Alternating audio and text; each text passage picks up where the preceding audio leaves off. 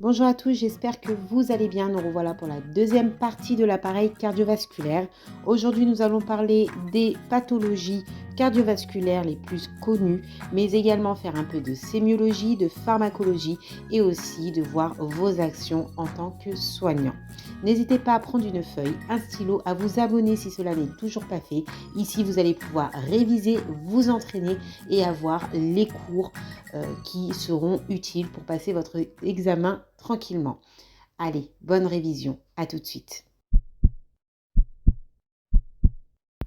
Au niveau des maladies cardiovasculaires, nous avons l'infarctus du myocarde est une tout simplement nécrose du myocarde se manifestant lorsqu'une ou bien plusieurs artères coronaires s'obstruent. De ce fait, une partie du cœur n'est plus approvisionnée en sang et en oxygène. Au niveau des symptômes, douleur dans la poitrine ou bien dans l'épaule qui peut se diffuser jusque dans la mâchoire. De fortes palpitations et un essoufflement important après un effort ou même au repos.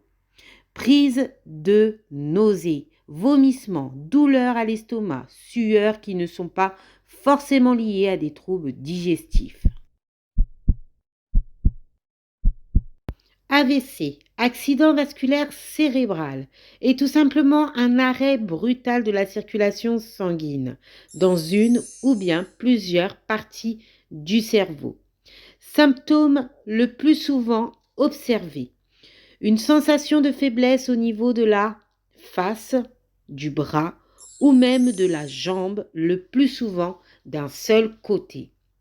Étourdissement de la face, bras, jambes, confusion, difficulté à parler, à comprendre un discours, difficulté aussi visuelle, touchant un œil ou bien les deux, difficulté à marcher, perte de l'équilibre ou de coordination, céphalée sévère, syncope ou perte de conscience. L'angine de poitrine est décrite par une douleur violente localisée dans la poitrine. Les bêta-bloquants peuvent être proscrits pour l'insuffisance cardiaque. Attention, comme beaucoup de médicaments, celles-ci agissent sur le pamplemousse et d'autres aliments. Au niveau des effets secondaires, vous avez les vertiges, fatigue, essoufflement, troubles digestifs tels que nausées, diarrhée et vomissements. D'autres traitements tels que les anticoagulants vont tout simplement limiter la formation de caillots en cas de pathologie cardiaque. Très attention au risque d'hémorragie important à surveiller. Les anticoagulants les plus proscrits sont des antivitamines K. Les cas où il faut prendre des anticoagulants sont nombreuses. Par exemple, présence d'une valve cardiaque artificielle, fibrillation auriculaire, c'est-à-dire le battement irrégulier, crise cardiaque, souffrant d'une maladie cardiaque, caillot de sang. Ce traitement peut être pris en comprimé, injection intraveineuse et aussi perfusion. Au niveau des effets secondaires, on a dit l'hémorragie, surveillance plus. Si vous voyez par exemple une coloration rosée dans l'évier lors d'un lavage de dents, vous vous alertez. Urine rosée, brune, sel rouge ou même voire noire, c'est un signe. Vomissement avec du sang, tel qu'une mare de café, c'est un signe. Saignement de nez, ça vous alerte. Un complément, faire attention, complément alimentaire à base de plantes, cela peut modifier la coagulation. En tant qu'aide-soignante, il est recommandé de ne pas couper, voire même interdit de couper les ongles d'une personne qui est sur traitement de prise d'anticoagulants. Risque d'hémorragie importante. Les antihypertenseurs sont proscrits pour rétablir la tension artérielle. La tension artérielle, c'est la pression exercée par le sang dans les vaisseaux sanguins. La nitroglycérine et la trinitrine va lutter contre l'angine de poitrine, dite aussi angor. La nitroglycérine est un puissant vasodilatateur. Donc au niveau veineux, cela se traduit par une diminution du retour veineux au cœur.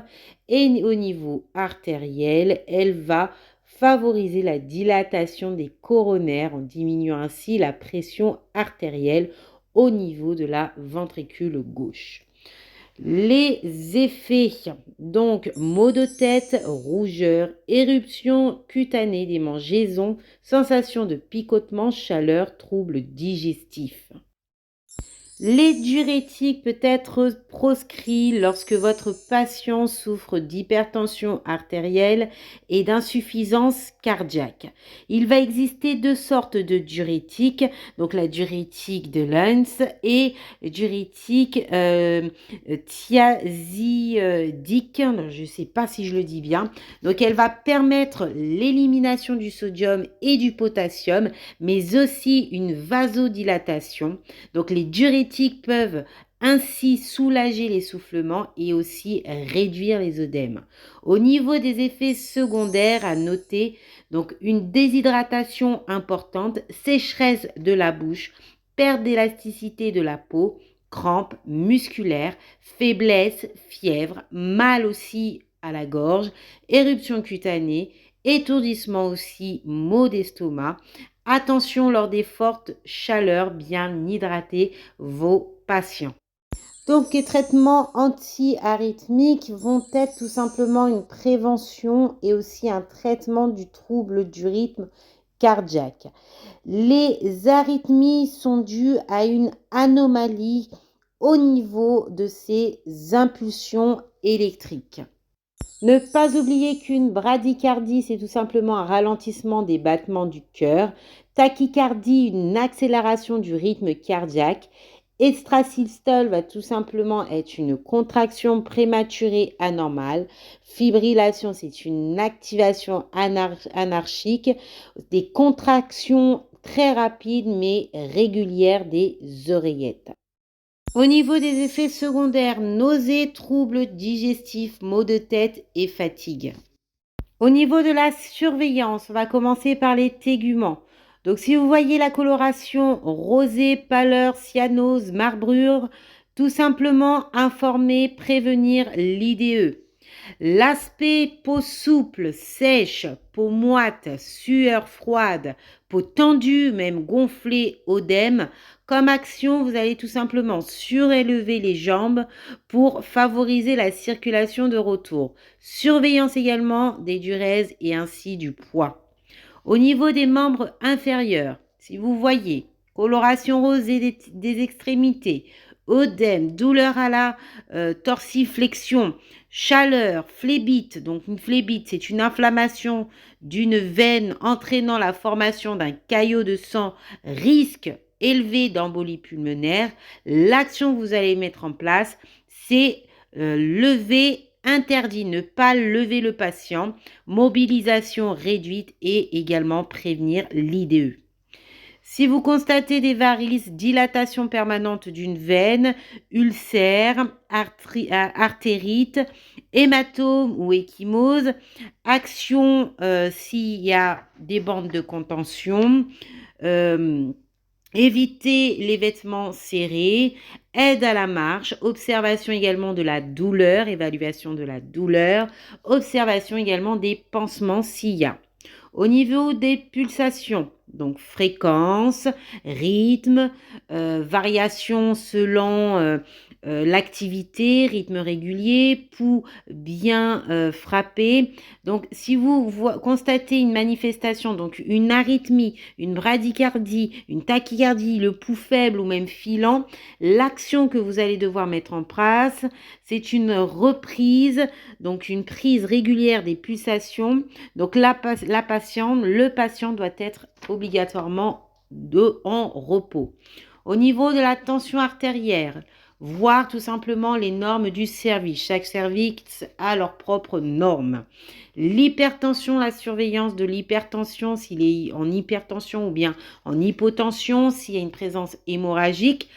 Donc, l'action que vous allez devoir faire, c'est la prise de tension régulière, également le repos. Si au niveau de la conscience et du comportement, si vous voyez que la personne est angoissée, n'est pas cohérente, l'action que vous allez devoir mettre en place, connaître l'origine de l'angoisse et transmission impérative si vous voyez qu'il y a une forte confusion. Douleur thoracique, angine de poitrine, OAP, œdème aigu du poumon. OAP, c'est œdème aigu du poumon.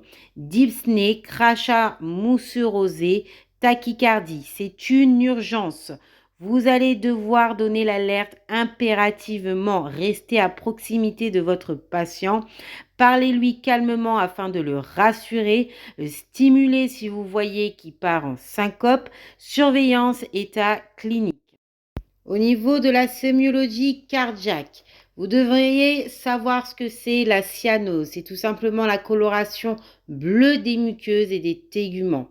C'est le signe d'une saturation de l'hémoglobine en gaz carbonique, donc d'une mauvaise oxygénation. La marbrure, marque violacée sur la peau qui ressemble aux veines du marbre. C'est le signe d'une mauvaise oxygénation des tissus dans le but de préserver l'oxygénation des organes nobles. La pâleur, c'est un signe d'ischémie ou de vasoconstriction périphérique. Le tissu n'est plus vascularisé ou pas suffisamment et il se décolore. La pâleur aussi, qu'on dit aussi érythème, c'est un signe de vasodilatation ou même d'inflammation. Les palpitations, sensations désagréables et anxiogènes qui va tout simplement consister à ressentir exagérément des propres pulsations cardiaques. C'est tout simplement une conséquence d'un emballement du rythme cardiaque ou d'un rythme cardiaque irrégulier dont il faut déterminer la cause.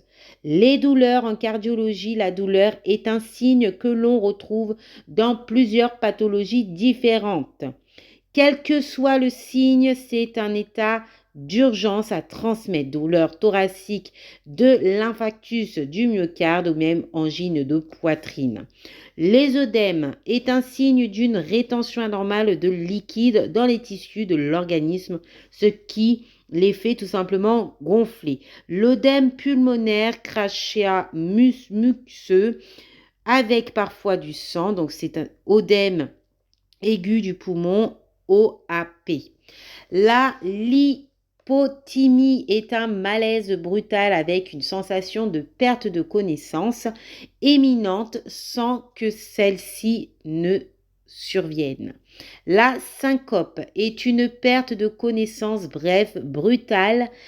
Elle survient habituellement sans signe prémonitoire et s'accompagne d'une chute parfois de traumatisme.